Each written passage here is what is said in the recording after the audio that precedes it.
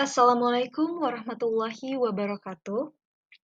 Yang terhormat, Ibu Arlin Astriani, MPD, selaku dosen pengampu mata kuliah Pemahaman tentang Peserta Didik dan Pembelajarannya, serta teman-teman yang kami cintai dan banggakan.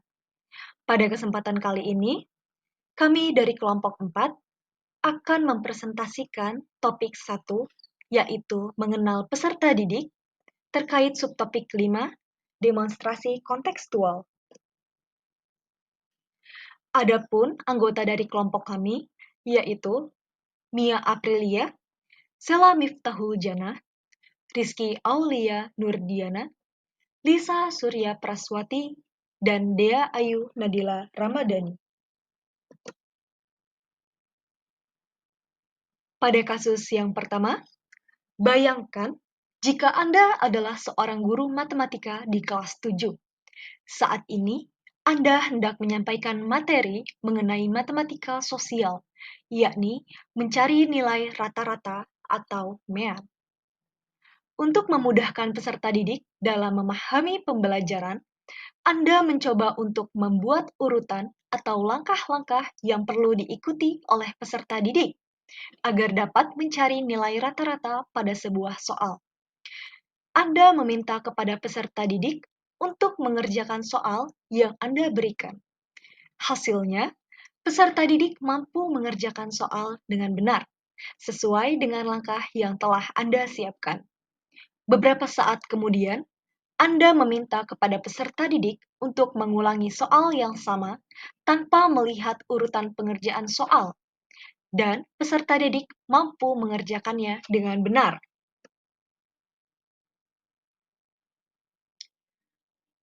Pertanyaannya, menurut Anda, apa yang membuat peserta didik mampu mengerjakan soal dengan baik pada percobaan kedua tanpa melihat urutan atau langkah pengerjaan soal? Menurut kami, peserta didik sudah memahami konsep dengan cara menemukan melalui lembar kerja yang telah dibuat oleh guru tersebut. Dengan mengeksplor sendiri, melalui langkah-langkah yang telah diinformasikan dalam lembar kerja, peserta didik bisa mempelajari tahapan pengerjaan soal tersebut, sehingga peserta didik mampu mengerjakan soal dengan baik dan benar pada percobaan selanjutnya, tanpa melihat langkah-langkah pengerjaan soal kembali. Pertanyaan kedua, sebagai seorang calon guru, dalam kegiatan belajar yang seperti apa metode di atas dapat diterapkan? Elaborasi jawaban Anda dengan menyertakan teori yang berkaitan. Metode yang diterapkan adalah inquiry atau penemuan. Kegiatan belajar yang dilakukan seperti saat guru mendorong siswa untuk memiliki pengalaman dan melakukan percobaan yang memungkinkan siswa menemukan prinsip-prinsip secara mandiri. Kemudian, teori yang berkaitan adalah konstruktivisme. Alasannya, karena dalam hal ini, peserta didik menjadi individu yang membangun pemahaman dan memahami informasi secara aktif sepanjang pembelajaran. Penerapan teori belajar konstruktivisme memandang bahwa belajar bukan hanya sekedar menerima informasi secara pasif yang disampaikan oleh guru. Berikut ilustrasi saat siswa mampu mengerjakan soal mencari rata-rata tanpa melihat urutan pengerjaan soal. Pada kasus yang kedua, Rina adalah seorang guru kelas 1 SD. Sebagian besar peserta didiknya belum bisa berhitung dengan lancar. Rina sedang memikirkan cara yang sesuai untuk membantu setiap peserta didik menyelesaikan belajarnya. Pertanyaan yang pertama, menurut Anda, apa yang dapat Rina lakukan untuk membantu peserta didiknya sesuai dengan tahapan perkembangan usia? Menurut kami, untuk peserta didik yang baru memasuki sekolah di tingkat dasar, perlu adanya bantuan berupa media pembelajaran yang menarik dan interaktif untuk peserta didik, agar mereka lebih tertarik dan mudah memahami materi yang diajarkan. Tidak lupa, peserta didik yang berada di usia yang masih cenderung senang bermain, Rina dapat menyelipkan ice breaking berupa permainan, serta menggunakan alat peraga yang dapat membangun keaktifan dan mempermudah pemahaman peserta didik.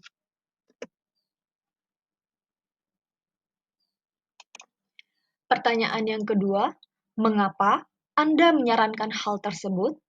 Elaborasi jawaban Anda dengan menyertakan teori yang berkaitan. Alasan kami menyarankan hal tersebut karena para peserta didik berada pada usia yang masih cenderung menyukai bermain akan lebih mudah dipelajari oleh mereka apabila pembelajaran diiringi dengan bermain. Proses pembelajaran melakukan ice breaking menggunakan media pembelajaran yang interaktif seperti Canva dan Powtoon, dan alat peraga yang kreatif dan inovatif. Adapun teori yang berkaitan, yaitu teori behavioristik. Alasannya, karena guru melakukan interaksi kepada peserta didik untuk memberikan stimulus agar peserta didik mampu merespon dan memahami apa yang disampaikan guru tersebut. Stimulus di sini berupa permainan, media pembelajaran yang interaktif, dan alat peraga.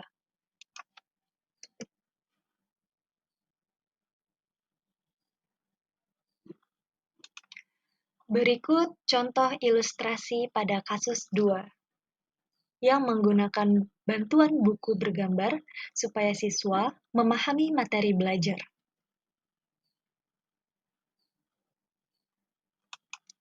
Kasus ketiga, Made adalah seorang guru yang mengajar di salah satu sekolah negeri wilayah Bali. Ia mengampu mata pelajaran bahasa Indonesia. Ia hendak mengajarkan materi teks deskripsi pada peserta didiknya. Pada buku cetak yang menjadi panduannya saat mengajar, terdapat beberapa contoh teks deskripsi menceritakan tentang bangunan-bangunan pencakar langit yang ada di ibu kota. Dengan memperhatikan latar belakang setiap peserta didiknya, Made pun mencoba untuk memberikan contoh yang berbeda.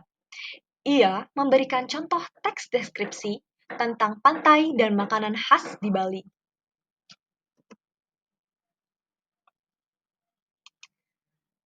Pertanyaan yang pertama, menurut Anda, apakah pertimbangan dan keputusan Made sudah sesuai?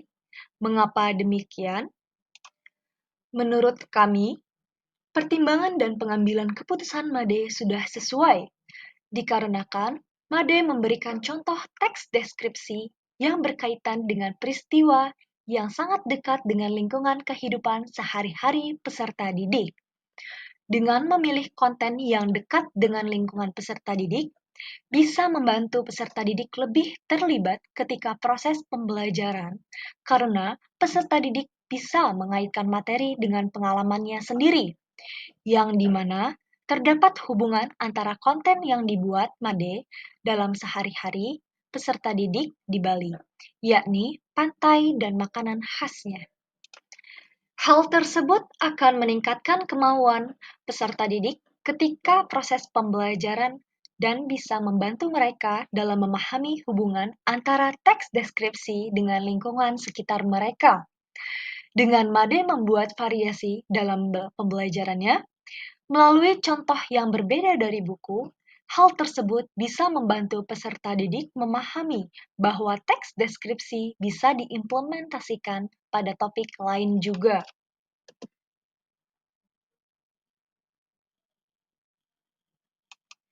Pertanyaan yang kedua, prinsip apa yang Made gunakan dalam kasus tersebut? Elaborasi jawaban Anda dengan menyertakan teori yang berkaitan. Prinsip yang digunakan oleh Made pada kasus tersebut adalah observational learning, yang mana proses pembelajaran melalui pengamatan, sesuai dengan kebutuhan belajar yang mencerminkan karakteristik, adat, dan budaya yang ada di lingkungan peserta didik dengan memberikan contoh yang berbeda, yaitu menjadi teks deskripsi yang berkaitan dengan pantai dan makanan khas Bali.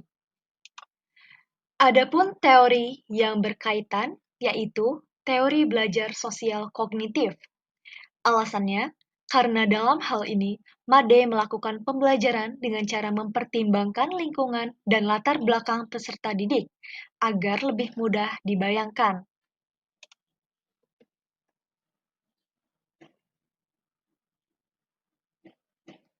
Berikut merupakan ilustrasi dari kasus ketiga, yang menggunakan metode pengamatan dan eksplorasi berdasarkan latar belakang peserta didik.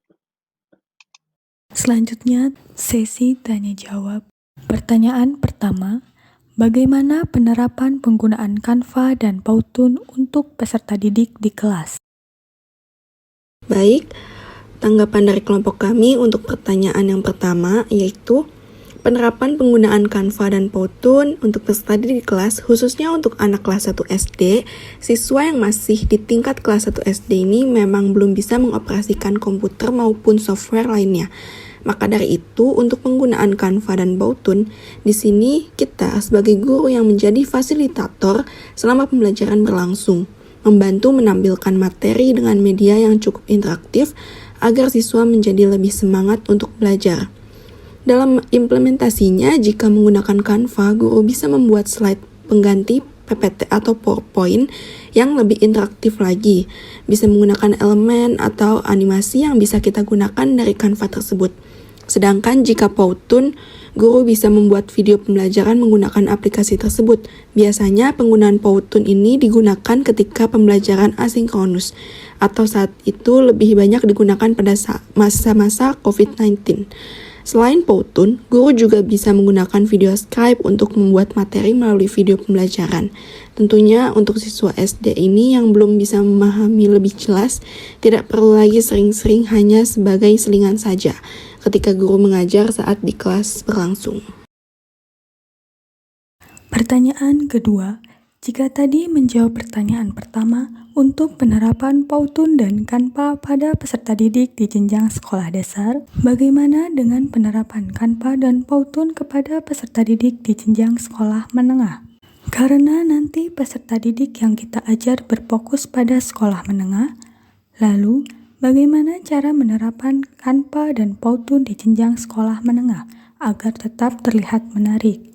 Sedangkan di sekolah menengah, penggunaan rumus dan jawaban matematika sudah sangat panjang dan penuh dengan angka.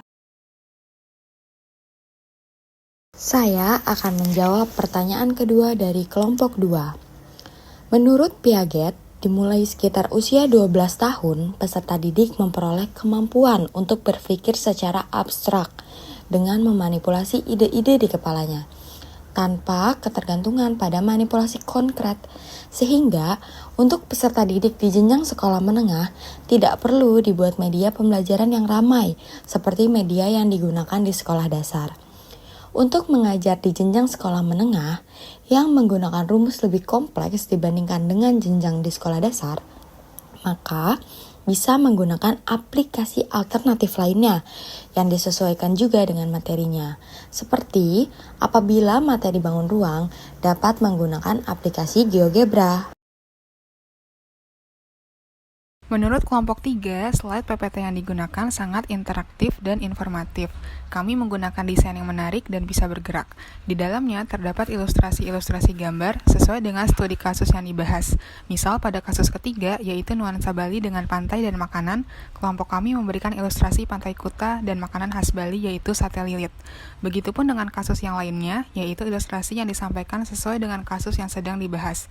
Slide yang kami tampilkan bisa menjadi inspirasi teman-teman di kelas supaya bisa membuat PPT yang interaktif ketika nanti mengajar di kelas. Sekian presentasi dari kelompok kami. Kurangnya mohon dimaafkan. Wassalamualaikum warahmatullahi wabarakatuh.